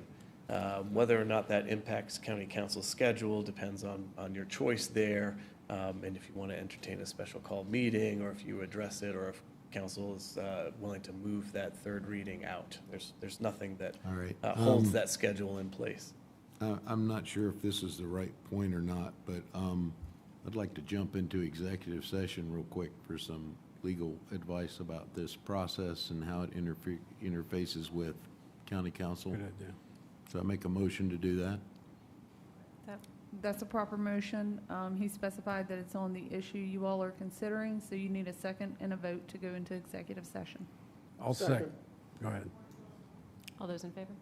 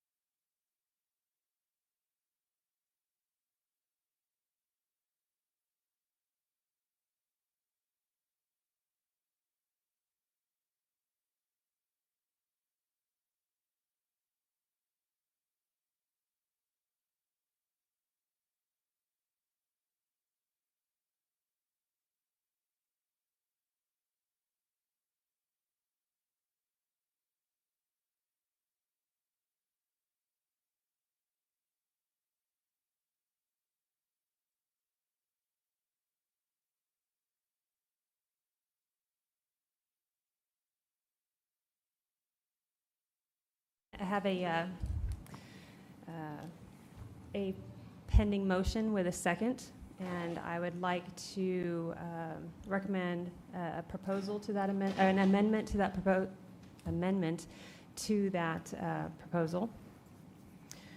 I would like to, excuse me, I propose the following amendment, which is that we recommend to council that they consider requiring all new applicants submitting as part of the special exemption their estimated demand for electricity as well as water usage in regular times as well as times of emergency. We also would like them to look at environmental impact like light, noise, and water. We would also like county council to consider any additional requirements that have been identified by similarly situated counties, so that we can maybe even more broadly put into place what this is basically, which are restrictions on any new data centers in York County. I'll second the motion. Is there any discussion? Okay. If there's no discussion, then all those in favor? Anyone opposed? Okay, that was the amendment, so we need to go back to the main motion. Okay. We need a vote on that. So we already have it on the table with a second. Mm-hmm.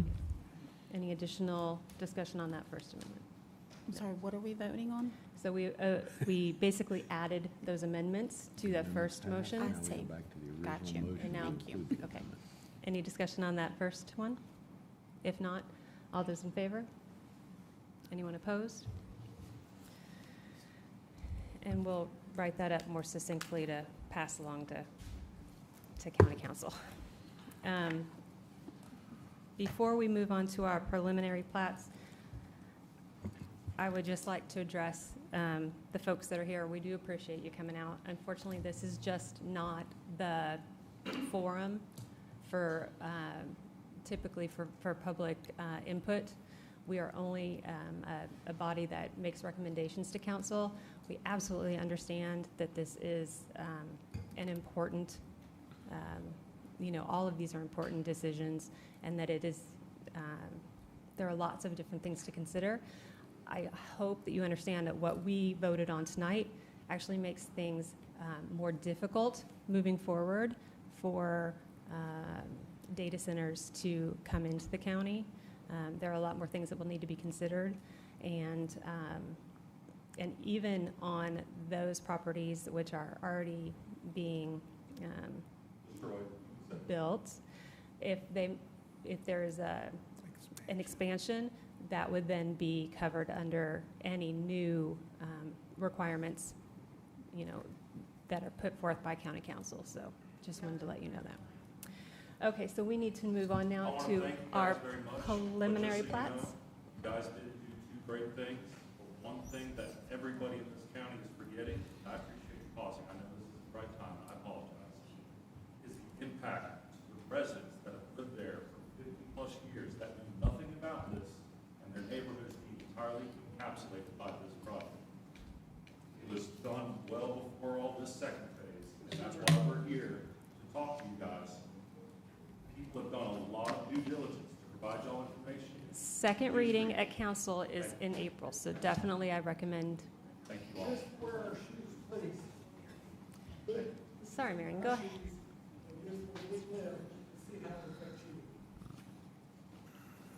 Welcome. Good evening. Marion Ray, zoning planner, residential. Our first preliminary plat tonight is the Gates at Springfield. The owner and applicant are Grand Living Homes. Got the vicinity map here. It's 3 parcels right now. It's at the corner of Hammond Road and Osborne Farm. Osborne Farm is county maintained. Hammond Road kind of splits between Fort Mill and York County, because that's Fort Mill right there across the street from the development. To kind of give you a perspective on where this is, It's north of Springfield Parkway, east of Highway 21. And you know where that big fountain is on Springfield Parkway with the water wheel? It's back behind there. So we'll go through here. We've got the zoning map. It's zoned RSF 40. Again, you've got a lot of Fort Mill around it, agriculture. These are old residual properties left over. I don't want to say left over. They were there first as Fort Mill has expanded. The light industrial there is a very large church. And here is the preliminary plat. It's 6 lots. They're going to be relatively large lots. They are zoned RSF 30, but these are going to not, RSF 30 does allow for mobile homes. This is not what this is going to be. The acreage is 9.73 acres. You can see they have quite a bit of green space and open areas. Stormwater is a bit of an issue on the property, which is why there are such large basins, but it separates out the lots pretty well. It's going to be a private road. You can see where the gate is up front with the turnaround, so it will not be county maintained. Go through the findings here. The site is serviced by York County Utilities. We've received the willingness and capability letter. So the second part of that finding does not apply. The single-family residential is an allowed use in RSF 30, and that zoning designation has a maximum density of 1.5 dwelling units per acre. This one comes in at 0.72 units per acre. Oops, skip ahead. Oh, sorry. Doing a Peter with the clicker here. The applicant agrees to adequately mitigate the impacts on transportation network as identified by a TIA. We didn't actually require them to do a TIA for this particular iteration of the project. We had Mainbrook Estates come through late 2019, was approved in 2020, had a TIA then. I think they had 7 lots. So this is roughly the same impact, not much has changed. No mitigations required due to just the 6 homes. The further findings, adequate street connectivity and pedestrian facilities. The project is accessed from Osborne Farm Road, which is county maintained, and there will be sidewalks within the development, and they'll connect up to the development, the Fort Mill development that has sidewalks down Hammond. Required open space and buffers. 20% is required and is provided at 1.67 acres. That includes a little pocket park in there. And then all other applicable requirements, tree survey of required tree save areas has been submitted, and grand tree mitigation has completed and accepted by staff. So we recommend approval of the gates. This thing is fun. The button doesn't make any sense to me. There we go. You have any questions for staff? I do, Marion. Yes, sir. First of all, when we get into the discussion phase, I live in this area, and I know the history of this project, so I'm going to be expressing some concerns. Okay. My one question is, what is the status of the permits right now, especially the Army Corps of Engineers permit with wetlands? They have not applied for any construction permits yet. There's no civil plan. They're working on it, but we haven't gotten that far yet. They did submit concurrently, but we haven't gotten that far. Okay, so no permits have been submitted. No permits have been issued. Okay. And that includes, they have to, okay, I got you. Thanks. Any additional questions? Any additional questions?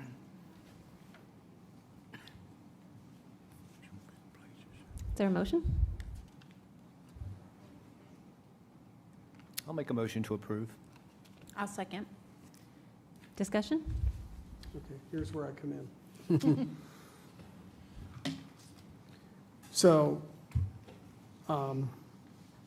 back in 2001, this came out. And they had a couple public meetings, well, on site. Actually, it was at the church. And we expressed concern over definitely 3 areas. One is, and they currently have it, flooding issues. When you have a hard rain, it could be the 100-year flood. It could be the 50-year flood. Because stormwater control measures, they actually are designed to meet the 2-year storm. Okay? Right. So if you have a 50-year storm, or let's just say if you have a 100-year storm, that's the point where it will breach the stormwater control measure. Right now, in its current, with stormwater control measures, there's 2 of them. Really, there's a dry pond in Carolina Orchards, and there's also 2 wet ponds that are existing. There was videos of not even a 100-year storm, and it was flooding the church, All Nations Church at the end of the road. They, right now, if they predict a heavier storm, they have to put absorbent socks around 3 of those structures to keep water away. The more grade that you put in here, okay, the more fill, it's lessening the capacity of the drainage basin, which really, really concerns me. So, existing now, there's flooding issues down there with a bad enough storm, you know. But now, and we don't know what that grade is right now because the civil plans haven't been made. Correct. But I just want to emphasize that there is a concern with grade being built up, because what that's doing is that's taking away, that's a rise in this drainage basin, which is causing the capacity to get water to flow through there. It's lessening the total capacity. There's also a limiting factor under the railroad bridge right now, currently. The culvert right there, you know, was put in years ago when the railroad was going through there. And it's not built to the current standards right now.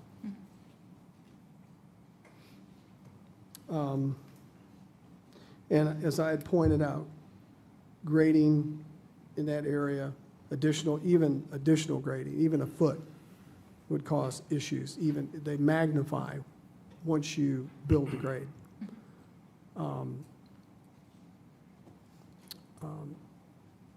So I know this is just preliminary plat. Right. I know we have time, but I'm going to not approve of this going forward. But I wanted to bring up concerns that I had with this because I live right here and I know the flooding concerns and I've seen it with my own eyes.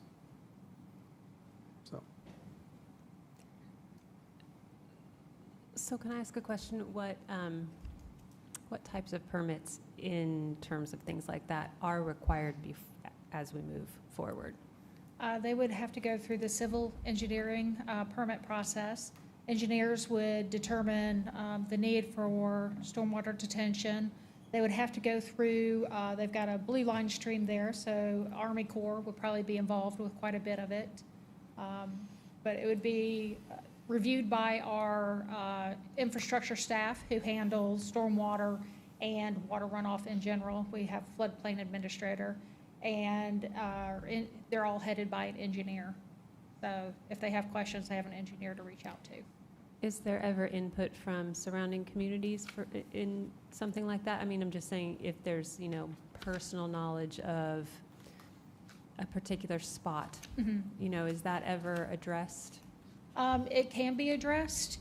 I'm not sure the protocol on that, but it can certainly be brought up. Okay. Thank you. I'll do that tomorrow morning. Thank you. Let's see, so we have a motion and a second.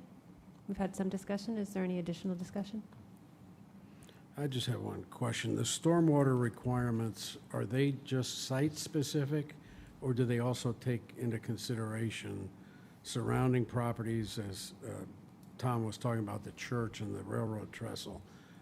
They do tend to be site-specific. I know that they are in particular, but I'm not exactly sure Okay.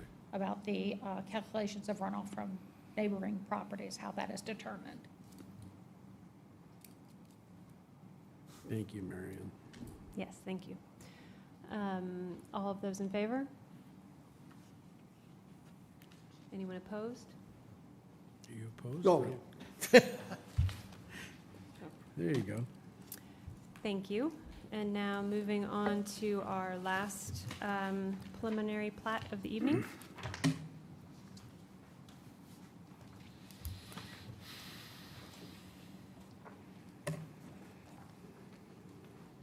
Good evening, Jeff Kirschner.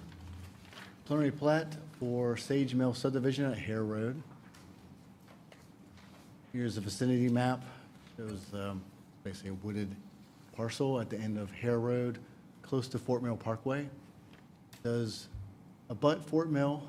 But you'll see that it was recently, as I noted in the staff report, it was recently rezoned at RUD, which matches up with the proposal to have 1 acre plus lot size for this proposed subdivision. Here is a basically a page of the preliminary plat, shows 10 new parcels. Again, 1 acre or more in lot size. It'll be served or have connectivity to Hare Road with the Hare Road extension, and then a proposed Ivy Ridge Court Road. The findings for this preliminary plat, the site will be served by private well and septic systems.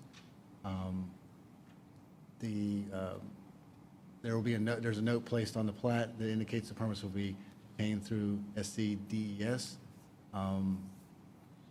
Proposed lots meet or exceed the minimum square acreage of 1 acre as stipulated by the RUD standards.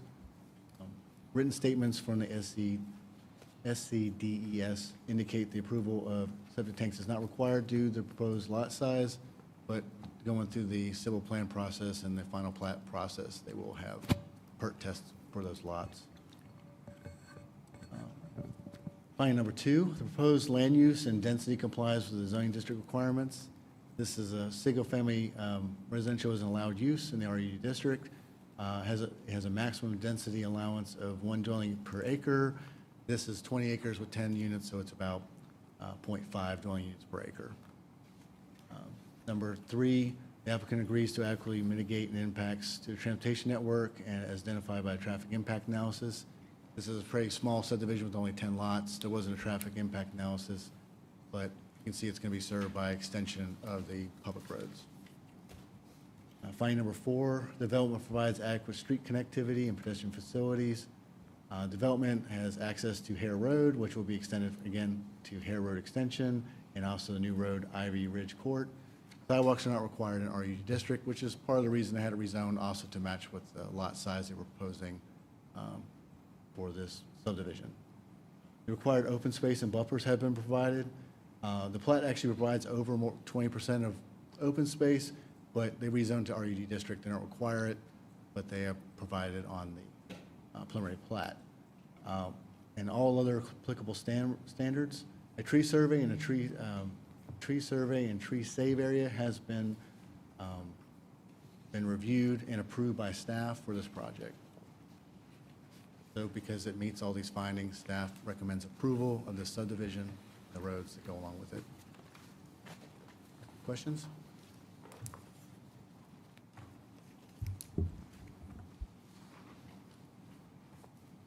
If there are no questions, is there a motion? I'll make a motion to approve. Second. We have a first and a second. Any discussion? All those in favor? Anyone opposed? Thank you. So let's see. Do we have a follow-up sheet? I don't think we We did. didn't get one this month. Motion to adjourn. Second. Second. All those in favor? It's been a long one.